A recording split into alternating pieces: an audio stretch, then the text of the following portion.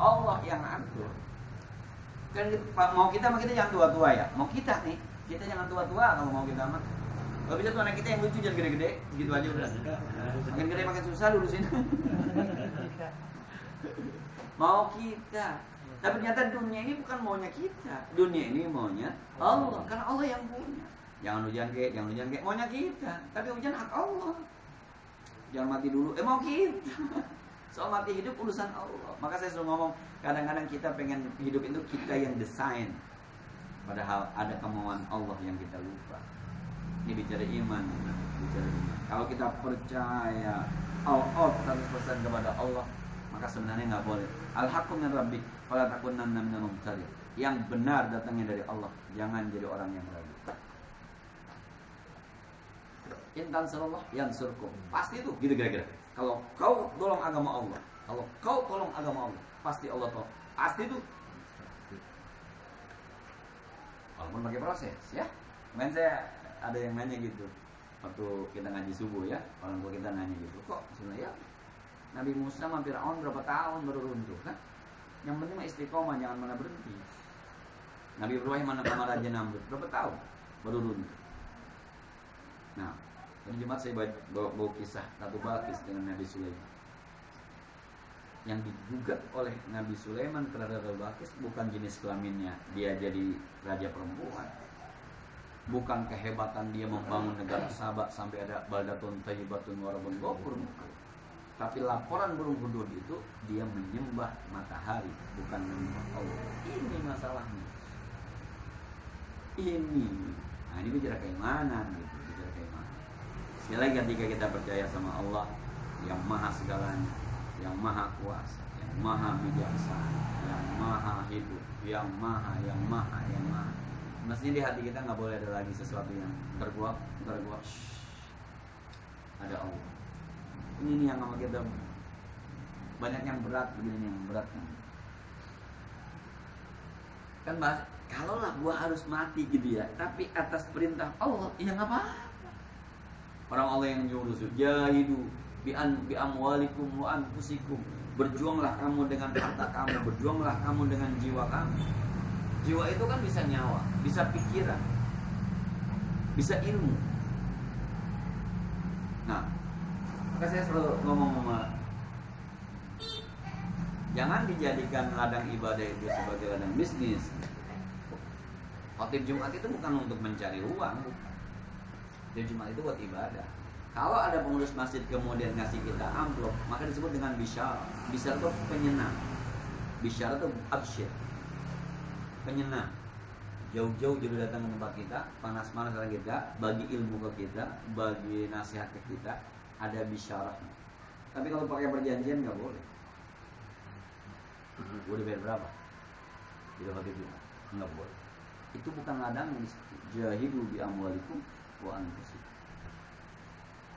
Nah, untuk menanamkan keimanan kita kepada Allah, al-iman yazid wa yanqus ya, kadang-kadang bertambah, kadang-kadang berkurang, itu memang perlu proses. Pengalaman hidup itu yang akan mengajarkan kita. Maka orang yang lebih sering ditempa dengan, mohon maaf, kesulitan, cobaan, bencana, jauh lebih sabar hidup dibanding orang yang jarang menerima. Orang miskin itu Pak lebih bisa menerima pahitnya kehidupan. Kalau teman kita biasa di kantongnya ada duit 1 juta, bapak kita biasa punya duit 200.000 di kantong. Maka ketika dia turun 200.000 gelisah. Padahal bapak ini bisa tenang dengan 200.000. Karena biasanya cuma 200.000. Ini bisa 1 juta. Tapi kalau Bang Zuham biasa 100.000, ini turun 100.000 gelisah. Yang ini nyaman. Karena biasanya. Maka orang yang biasa, itu tuh. Jadi kalau bukan dokter ya, saya pernah cerita itu waktu ngaji kebetulan di Simpruk Pertamina Learning Center. Ketika saya ngomong semacam ini, iya Ustaz, kalau teman saya dokter juga bilang, dia bilang gitu, teman saya dokter juga bilang, badan kita itu harus sakit setiap bulan, pilek, batuk. Sebab itu untuk menguji kekebalan tubuh. Jadi makin lama makin kebal. Kalau orang agak sakit-sakit, kita tahu-tahu sakit, nggak ada antibiotiknya itu dia. Jadi emang sengaja itu Allah bikin itu supaya ini dalam proses pemeliharaan. Kali ibarat motor mau diservis ini dengan sakitnya. Nah, maka Quran mengatakan wala nabluwan nyakum, kamu pasti diuji. Siapa yang ngomong nih? Allah. Siap. Gitu ya pastinya. Siap. Saya alhamdulillah pernah sakit ya. Saya alhamdulillah pernah sakit kemarin lama tuh TB tulang yang lama tuh. Iya, yang pertama itu bed rest 6 bulan sampai nggak ngajar lah 1 tahun di rumah. Ternyata memang banyak ilmu yang kita dapat dari sakit. Banyak ilmu. Orang melihat kita kesian amat ya gitu, tapi dia hanya bisa berkata kesian banget. Kita nggak bisa bagi-bagi sakit kita. Ya kalau Mas Joko datang ke rumah saya bisa bagi. Ambil Mas Joko 10%, ambil Bang Udin 10%, ambil Bang Udin 10%, enak ya. Ternyata jangan nanti di akhirat begitu ya. Tuh yang saya khawatir jangan begitu. Jadi orang cuma bisa doain gitu. Saya kesian amat dia gitu doang, tapi nggak bisa mengurangi kok. Nah, silakan.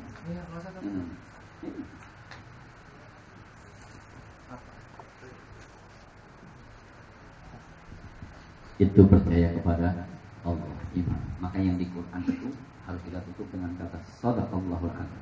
Semua yang di Quran pasti benar. Harus. Kalau ada yang kita ragu, bahaya.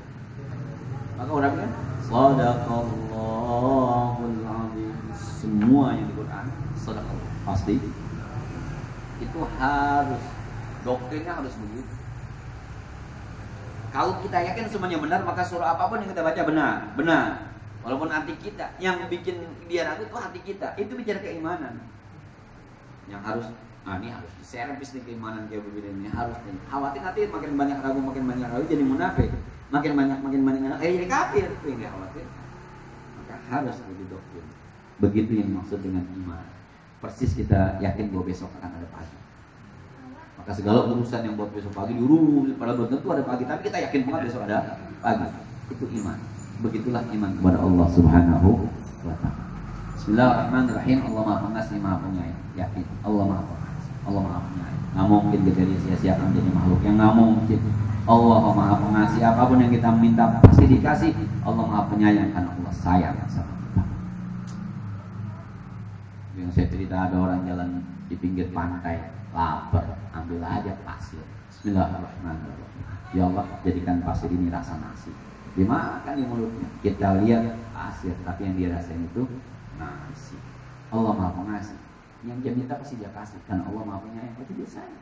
Kalau umur saya masih panjang, pasti pasir ini menurut dia makan. Orang lihat makan pasir, rasanya nasi.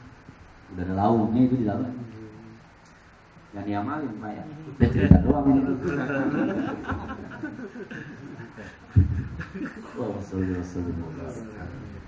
Keyakinan. Kan dia kan wala taqtulu auladakum khasyata imlaq nahnu narzuqukum wa iyyahum. Jangan pernah bunuh anak-anak kalian karena takut kelaparan. Aku yang kasih rezeki kamu juga mereka. Kalau hidupan sekarang sama zaman dulu kan susah zaman dulu ya. Tapi orang anaknya 12 asik-asik aja tuh zaman dulu. Nyantai ya. Kerja pabrik kagak, sawah yang kadang-kadang juga panen kadang-kadang kagak. Nggak ada nasi, jagung gua makan, ada jagung, singkong gua yang makan, gengsot gua bikin ya. Gengsot apa namanya? Singkong. Iya, gengsot gua bikin. Kasih kelapa. Iya.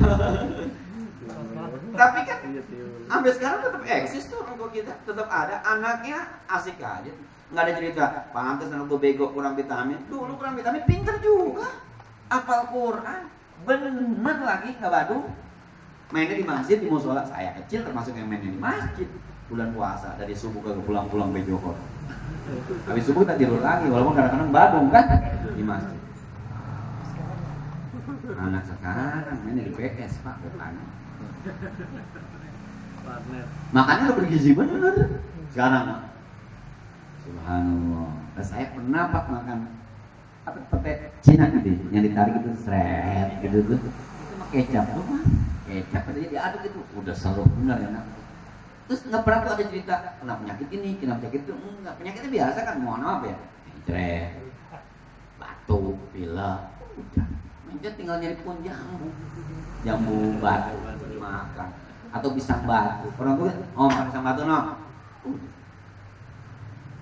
Apa mak? Keyakinan orang tua kita dulu loh ya.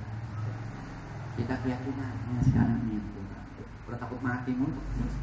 Udah kan ditakutin juga tetap mati ya. Tetap mati. Orang kita yakin banget sih kudu nafsin deh. Tapi ini dia nih. Kita yakin di hati ngomong tapi pelaksanaannya gitu ya. Masih pada sehat ya.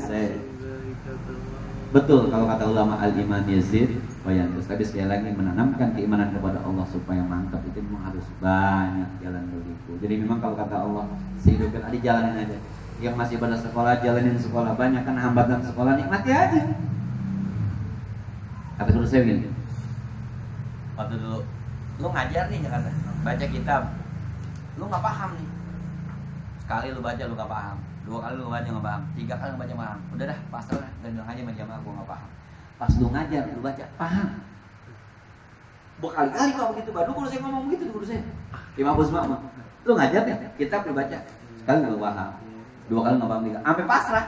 Kalau ngomong aja sama jamaah, gua nggak paham. Pas ngajar, oh ikut ini maksudnya, ketemu tuh bukan ngajar. Ada yang kita salah baca, rupanya harusnya barisnya doma, kita barisin fathah. Oh doma mestinya nih, ini jadi subjek, jangan jadi objek. Pantas tak ketemu, pas ngajar. Terus sering banget begitu tuh. Ketika kita berusaha, Allah bantu kita. Nah, itu keyakinan kayak begitu tuh. Yang penting malu jalan aja, usaha aja. Tugas kita kan kalau kita ngaji di Nurul Iman waktu subuh, tugas kita mah wirid kan. Waridnya mah tugas Allah. Lu mau sakinah mawaddah warahmah, lu kudu nikah kan gitu. Tapi yang nikahnya tugas kita, yang berikan sakinah mawaddahnya Allah. Karena berusaha aja untuk menggapai itu. Udah nikah 3 kali tinggal sakinah mawaddah warahmah.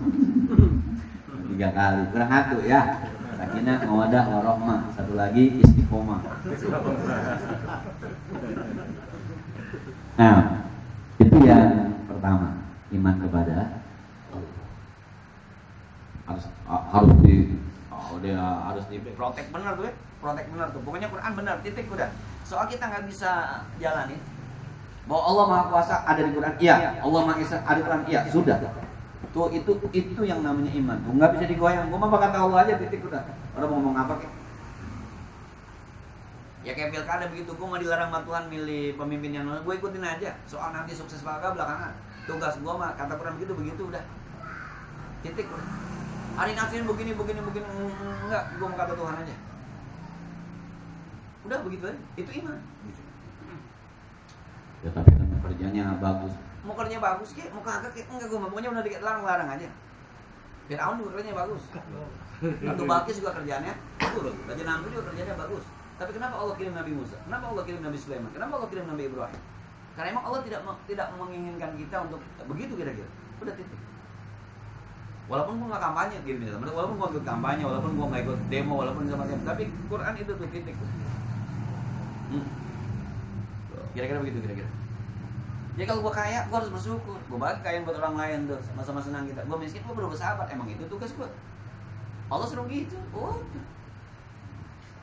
Ya tapi kan bini kita nggak bisa sabar Ustaz, kita bisa sabar, bini kita kan. Tugas kita kan mendidik ar-rijalu qawwamuna 'alan nisa, laki-laki pemimpin bagi perempuan. Sini Neng, Abang bilang sini. Neng kurang apa? Duit Bang kurang Bang. Emang mau masak apa? Perempuan juga kalau di PTN kayak gitu tuh kadang-kadang cukup sebenarnya. Cukup. Yang bikin gak cukup tuh kreditannya. Ya misalnya nih, ada teman kita ngasih belanja 50.000 misalnya, terus ada sih, Bang kurang Bang, emang beli apaan? Coba deh, sekarang beli ini sekian aja, jangan. Mau simpan besok, nggak usah pakai disimpan, besok kita beli lagi. Kadang-kadang kalau dipetain cukup sebenarnya. Ya, saya punya istri kan kadang-kadang suka kalau lagi bercanda tuh ngomong begitu. Nanti lebaran gitu kalau istri ngomong kayak dia bilang, emang nggak bisa segini aja, begini. Sebenarnya bisa. Tapi sekali lagi perempuan kan, perempuan. Nah, itu tugas kita. Nah, Ar-rijalu qawwamun 'alan nisa, pemimpin itu nggak mesti ngomel ketika memimpin, kan? Yang penting Allah tuh Maha Aziz, bijaksana. Hakim, perkasa tapi bijaksana. Itu yang pertama. Yang kedua, antuk minabillah wa malaikati, dan kepada malaikat. Kalau yang pertama beres nih, yang ini nggak udah gampang aja udah.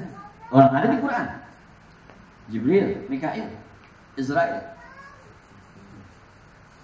Ada, sampai ada yang man kana aduwwal li Jibril wa Mikail, siapa orang yang bermusuhan kepada malaikat Jibril, ada di Quran itu. Innallaha wa malaikatahu, sesungguhnya Allah dan para malaikatnya. Harus percaya itu. Ada orang nanya gini misalnya, buat apa juga ya Allah nyiptain malaikat ya? Emang Allah nggak bisa? Allah kan Maha Kuasa, dimangin turunin wahyu sama Nabi Muhammad pakai Jibril. Emang kalau Allah langsung nggak bisa, Pak? Ada yang iseng nanya gitu, iseng nyabut nyawa malaikat Israel. Kan Allah nggak bisa, nyabut aja semuanya Allah bisa. Allah Maha Kuasa, nggak pakai malaikat. Ada yang begitu tuh saja.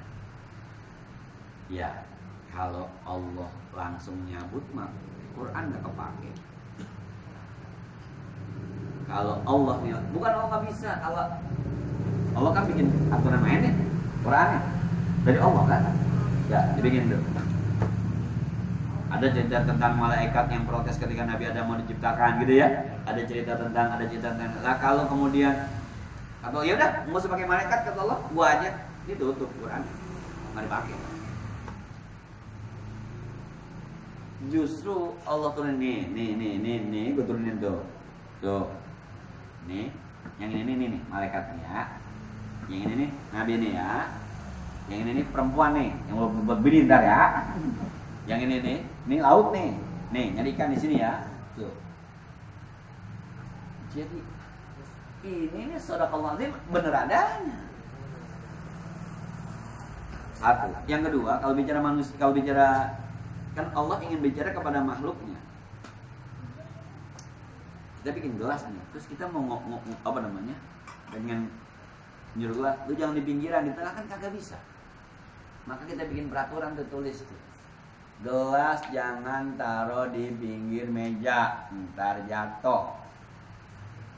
Terus temannya gelas ngomong, emang nggak bisa tuh, jangan pakai ditulis, langsung aja, kan yang bikin lu Maha Kuasa.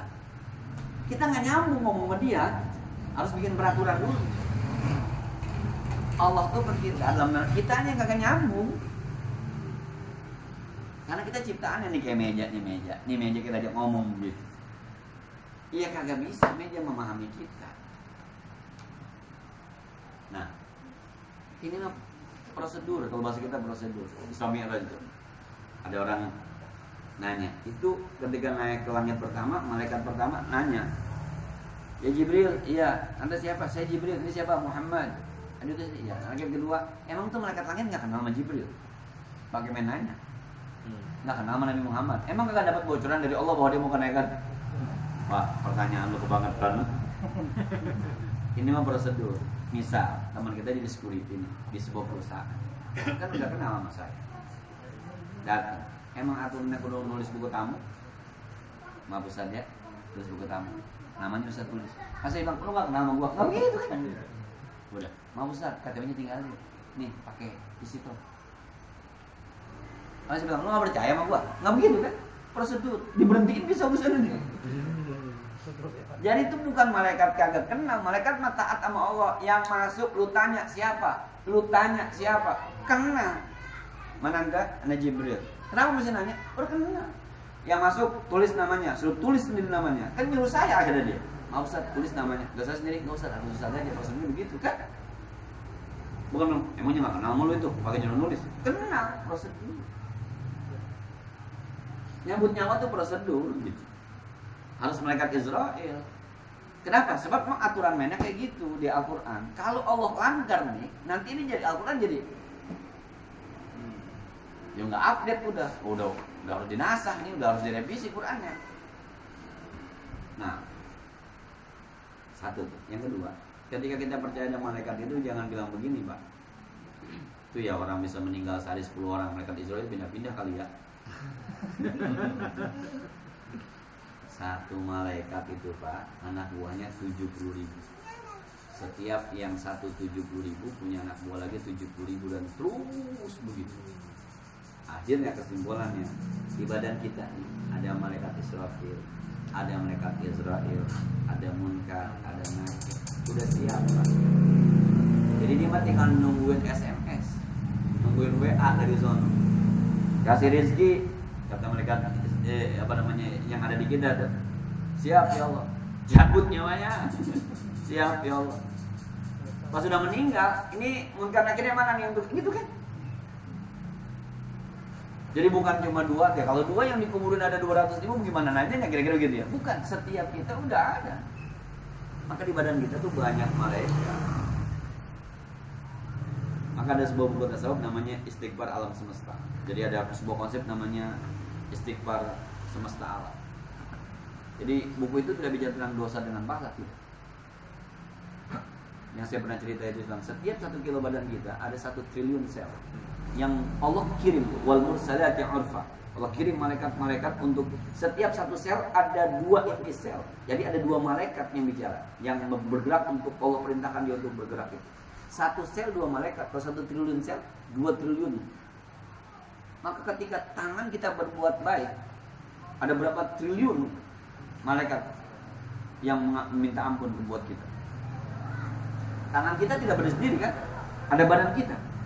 Badan kita nggak berdiri sendiri kan? Ada tangan. Tangan nggak berdiri sendiri kan? Ada langit.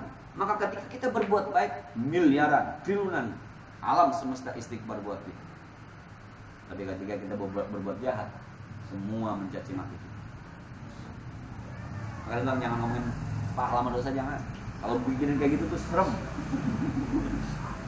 Itu maksud iman kepada malaikat. Nah, jadi nggak ada yang tersembunyi sedikit pun dari Allah, dari badan kita, gerakan kita, omongan kita. Saya masih Pak kadang-kadang suka ada hilang aja itu rasa itu, suka hilang aja, suka hilang tuh ya. Rasa diawasi yang dalam bahasa agama disebut dengan muqarabah. Muqarabah, diawasi oleh Allah. Nanti namanya ihsan, anta'budallah ka'annaka, seakan-akan Allah hadir. Karena sifat ini yang menyebabkan kita mau mengejar pahala, mengejar ibadah, menghindari dosa. Sifat ini muqarabah. Jadi memang kita agak kurang rasanya gitu ya, agak kurang. Kenapa ya? Itu karena mengenai keimanan awal yang tadi. Saya kira ini nih Pak nih, dan barangkali setelah ini ada diskusi lebih lanjut ya. Nanti kita akan lanjutkan iman kepada kita, Rasul, hari akhir, takdir. Yang mungkin lama akan kita bahas takdir nanti ya. Alaihi wasallam.